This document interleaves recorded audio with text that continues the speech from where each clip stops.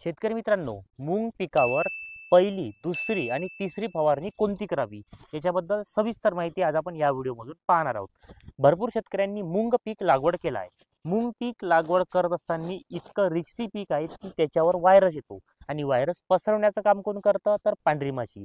नेमका आपण फवारणीमध्ये कोणते कीटकनाशक, कोणते बुरशीनाशक, कोणते टॉनिक वापरावं जेणेकरून आपल्याला मूग पिकापासून सुद्धा खूप चांगलं उत्पादन मिळेल, तर याची सविस्तर माहिती आपण या व्हिडिओमधून घेणार आहोत। तर तुम्ही जर आपल्या चॅनलवर सर्वात प्रथम आले असाल तर चॅनलला नक्की सबस्क्राईब करा। तर पहिल्या फवारणीमध्ये आपल्याला नेमकं काय वापरायचं आहे, तर याच्यामध्ये आपण वापरू शकतो डायमेथोएड म्हणजेच रोगर 30 मिली, याच्यासोबत आपण ऑक्सिजन 50 मिली 15 लिटर पाण्यासाठी, सोबत याच्यामध्ये 19 80 ते 100 ग्रॅम। आता ही फवारणी कधी करायची आहे तर 25 ते 30 दिवस किंवा आपण 20 ते 25 दिवसाच्या मध्ये तरी केली तरी चालेल, म्हणजेच आपल्या मूग पिकाची वाढ ही सुरू राहील तेव्हा आपल्याला ही फवारणी करायची आहे। कारण मूग पीक 60 ते 65 दिवसामध्ये काढणीसा येऊन जातो। तर आता इतक्या कमी दिवसामध्ये आपल्याला 3 फवारण्या करायच्या आहे। एवढ्या कमी दिवसामध्ये रोग पण असे येणार, व्हायरस पण असा येणार की आपल्याला उत्पादनामध्ये सुद्धा घट येऊ शकते। तर त्यामुळे पहिली फवारणी करत असताना खूप काळजीपूर्वक तुम्हाला ही फवारणी करायची आहे। रोगर, ऑक्सिजन आणि 19-19 या तीनही औषध घेऊन तुम्ही मूग पिकावर फवारणी ही करायची आहे। आता मूग पिकावर दुसरी फवारणी करायची आहे, ती कधी करायची तर 35 ते 40 दिवसामध्ये। फवारणी कशासाठी करायची तर अळीसाठी, बुरशीसाठी आपल्याला ही फवारणी करायची आहे। याच्यामध्ये आपण काय वापरायला पाहिजे तर तुम्ही क्लोरोप्लस सायफरमेथ्रिन वापरू शकता 30 मिली किंवा अलिका जर भेटलं तर एकच नंबर ते 15 मिली 15 लिटर पाण्यासाठी तुम्ही वापरू शकता।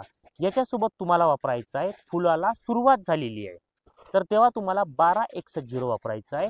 आणि बुरशीनाशक एखादी चांगलं कंपनीचं तुम्ही कोणतंही घेऊ शकता, साप पावडर घेऊ शकता, कस्टोडिया घेऊ शकता, शामीर घेऊ शकता किंवा बाजारपेठेमध्ये अजून सारे भरपूर छोटे मोठे बुरशीनाशक आहे।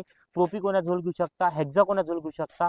तर तुमच्या दुकानदारापाशी असलेले याच्यामध्ये एखादी बुरशीनाशक घेऊन घ्या। फवारणी कधी करायची 35 ते 40 दिवसाच्या मध्ये। त्याच्यात सुरुवात काय राहणार आहे, फुलोरा अवस्था राहणार आहे, त्याच्यामध्ये अळी पण राहील, बुरशी पण राहील। तर यासाठी मी सांगितल्याप्रमाणे याच्यामध्ये तुम्ही क्लोरोप्लस सायफर घेऊ शकता किंवा अलिका घेऊ शकता, 12-61 बुरशीनाशक तुम्ही याच्यामध्ये घेऊन फवारणी ही करायची। आणि याच्यामध्ये तुम्हाला जास्त फुले निघण्यासाठी, म्हणजे जेवढे फुलं तेवढं उत्पादन, तर जास्त फुले निघण्यासाठी तुम्ही झकास 7 मिली हे वापरू शकता। ही फवारणी अतिशय महत्त्वाची फवारणी मूग पिकावर ही राहणार आहे। आता आपल्याला मूग पिकावर तिसरी फवारणी करायची आहे। तिसरी फवारणी कधी करायची तर 50 ते 60 दिवस म्हणजेच परिपक्वता अवस्था ही मूग पिकाची राहणार आहे। याच्यामध्ये आपल्याला प्रोफेक्स सुपर 30 मिली हे वापरू शकतो।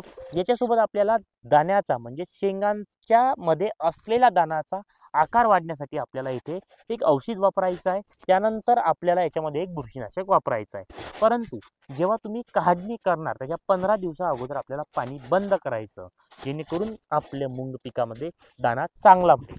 आता तिसरी फवारणी करायची आहे, ते म्हणजे आपल्या याच्यामध्ये जो आपण 50 ते 60 दिवसामध्ये दाना भरणार आहे, त्या दाना भरण्यासाठी प्रोफेक्स सुपर 30 मिली, साईज गेन 30 मिली, त्याच्यासोबत केसर 5 ग्रॅम आणि एखादी बुरशीनाशक हे घेऊन आपण आपल्या मूग पिकावर फवारणी ही करू शकतो। मी तुम्हाला 3 फवारण्या सांगितल्या, परंतु याच्यामध्ये पांढऱ्या माशीच्या नियंत्रणासाठी मी तुम्हाला काही सांगितलं नाही।